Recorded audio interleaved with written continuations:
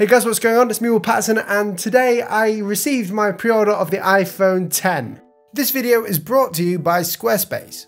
Unless you've been living under a rock, you will know that the iPhone 10 pre-orders have arrived around the world today, and I'm basically making a video about it, but I'm not making any old video about the iPhone 10. No, I'm making a video today all about the design of the phone. So I'm a design kind of channel where I talk about graphic design, lettering, hand lettering, and all sorts of things. I'm a logo designer. So I'm going to be talking about some of the design aspects of the iPhone and see what Apple did to either help the user or not help the user. When you first receive the iPhone 10, you'll realize it's just packaged in the same way. The only difference being on the box, the actual bezels of the phone that are printed on the box are shiny, so they glare in the light a little bit and it's pretty cool. You'll realize as well, only when you compare it to the iPhone 7 or 8 Plus box, that it's a lot smaller than the iPhone 8 Plus. I had the iPhone 7 Plus and it was a big phone. I enjoyed the big screen. I could do a lot on it. I use it to basically view my recordings and to also just do emails and have a bigger phone just to display things on. But it was always uncomfortable in my hand. So when I first opened up the iPhone 10, I realized it was really comfortable in my hand. And what I've basically realized through the whole process of this unboxing and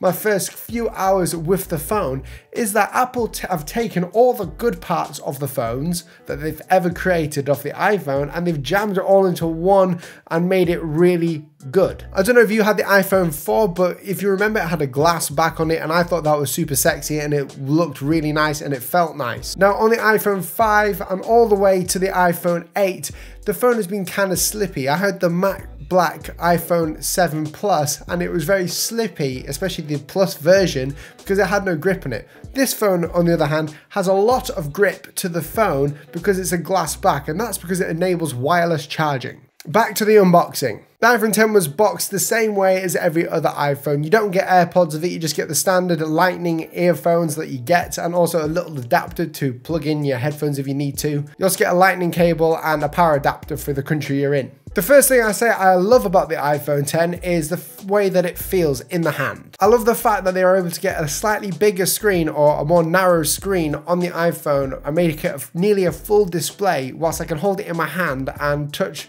from my thumb from the bottom to the top in one sweeping motion. The phone just feels more comfortable. The stainless steel bands on the outside are really nice, and when you first touch it, it's nice and cold, which shows that it's like proper metal. It's all metal and glass. Doesn't feel cheap at all. Whereas the iPhone 7 Plus and the 7s kind of felt cheap, but this feels very premium. And obviously, if you know about the iPhone 10 and you've read the press release, you'll know that there's no home button anymore. It's just one big screen with that kind of notch at the top with the little ears of the screen. Now, a lot of people seem to think that this is a bad thing. Some people think it's a good thing. Now, I'm kind of in the middle here. Like, why did Apple have to create the notch? Well, they had to do it to put in features. Does it hinder the user experience? Is the design of the notch hindering the user experience? I don't think so. I don't think people will really care about it. It's kind of just soaks into the screen after a while. But I can't help but feel like it would be better if it didn't have the notch in there, because when I turn the phone the other way around and kind of imagine what the phone could look like, it would look so much better without that little notch on the top. But it's not the end of the world. The phone is slightly thicker, but I thought it was thinner when I first touched it because it just feels so thin for the kind of phone that it is. I really like the feel of it. Now, the design of the overall UI experience is a bit different to what it usually is with the iPhone 7, but very similar as well. If you try typing a text message or a note, or if you're just typing in on your phone, you'll realize that the keyboard is actually scaled up a little bit. So it's been moved from the bottom a couple of centimeters above, so it's easy for you to basically hold and type on. So I found no issues with typing. A lot of people said that the typing would be a big issue, but what they did is they added basically a bezel, a software bezel to the bottom of the phone for you to use that. So your hands don't have to stretch down and be uncomfortable whilst typing. Another thing that I found very strange about the iPhone 10 is that the iPhone no longer lets you do landscape mode in the home page, which I found very strange because the screen is kind of the same size as the iPhone 8 Plus and the Plus models, but you're not allowed to have it landscape. it just stays portrait, and I've looked into it and I don't know why they've done that. A lot of people, I think they just suggest that people normally hold the phone like this and they never turn it on its side. One of the cool features about the iPhone 10 is the fact that it has Face ID, which is replacing Touch ID, and you all know about that. Now, the design of Face ID works surprisingly well. Now, if I'm just like sat here and I'm looking at my phone, it opens up no problem. I don't have any problems opening up my phone, so you guys will probably find it very easy to open up your phone as well. I'm wearing a hat and glasses and I've got piercings all around my face, and it has no problem picking me up. Now, one of the biggest design features of the iPhone 8 is obviously the full bezel screen and also the cameras at the back. A lot of people have been saying that the iPhone 10 is just a ridiculously overpriced piece of equipment that no one's going to use unless you've got the money just to waste on the phone.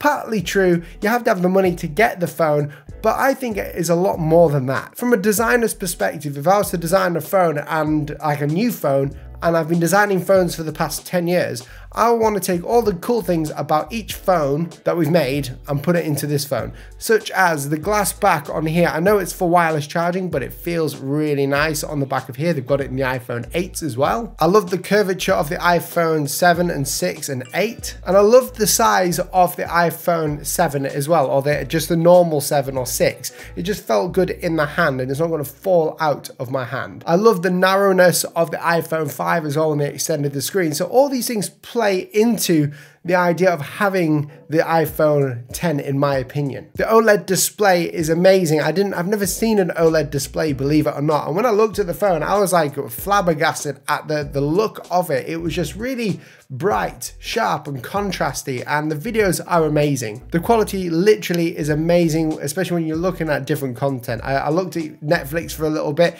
checked out some 4K YouTube videos, and it just looks amazing, especially David Attenborough stuff. That would be sick. I'm gonna watch Planet Earth on there. What I love about life at the minute when it comes to technology and everything is that we're looking for more advanced technology in a simpler format. And what Apple are doing by taking away the home button, I think is simplifying not only the aesthetics of the phone, but also the overall design of it. A great logo is a logo that you can't take anything else away from. It's not about what you can add, it's what can you take away from the actual design of what you're creating. And I think Apple are doing a great job in taking away certain things, but using it as a feature of the phone. I mean, they took away the Touch ID, but they added Face ID, which works amazingly well. They took away the home button, but they've added a new gesture-based system in the phone to get around the phone and navigate through it, and it becomes very natural a lot of the time. One thing that I love about Apple products, and the reason why I use them, is that Apple try their very best to make sure that we know naturally how to use it. Like when Steve Jobs created the iPhone, he didn't want to use a stylus. He said, we've got styluses, we've got 10 styluses on our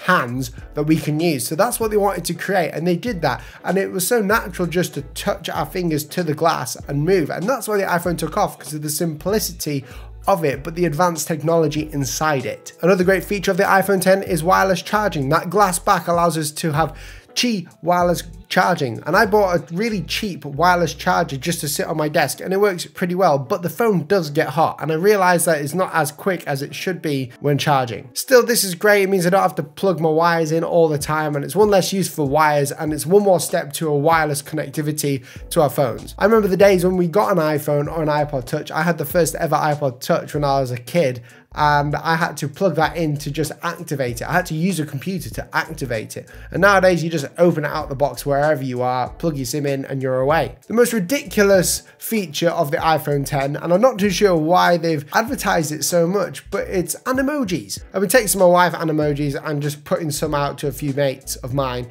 and I don't know why people are so stoked about this. This is cool, but it shouldn't be something that's advertised to the general public. I don't think it's not something that is groundbreaking technology. It's pretty cool, but I think just having that face detection on your phone, so when you're looking at the phone, it unlocks the device. So do I recommend you get the iPhone 10? Well, it's up to you really. It depends how much of a fan of technology you are. You know, for me, I'm a huge fan of the latest and greatest technology. It depends if one of you can afford it and why you would use it. So I'm using it basically because I like it and it can help me with my work, take better pictures. It takes obviously 60 frames per second, 4K video, which is absolutely insane on a mobile phone. My camera doesn't even do that. And my phone is something that I use a lot of the time for emailing, for calling people, and also I just like to have a new phone. Some people can justify that, some people can't justify that. I just think it's a cool design development of the phone, and I like to be ahead of the curve when it comes to design and development. So really, it's up to you as to what you want. Guys, thank you so much for watching this video, and I want to give a huge shout out to Squarespace. Squarespace is an online website builder where you can create your own personal website and you don't have to be a wizard at web design. I use Squarespace to actually put my portfolio there, to sell brushes and to sell different things on there, but just so you can find out more about me and contact me. If you're a designer, then Squarespace is amazing to put your portfolio up there and to increase your search rankings on Google, to have a nice homepage, and you don't have to hire a web designer if you can't afford one. If you'd like 10% off Squarespace, then click that link down below in the description. It helps support this channel, and it also helps me out knowing that you guys actually like to use what I use as well. So guys, click that link down below and support the channel. Thank you so much for watching this video. Let me know your thoughts on the iPhone 10. Are you getting one, or do you hate it, or do you like it? Catch you in the next video. See you soon.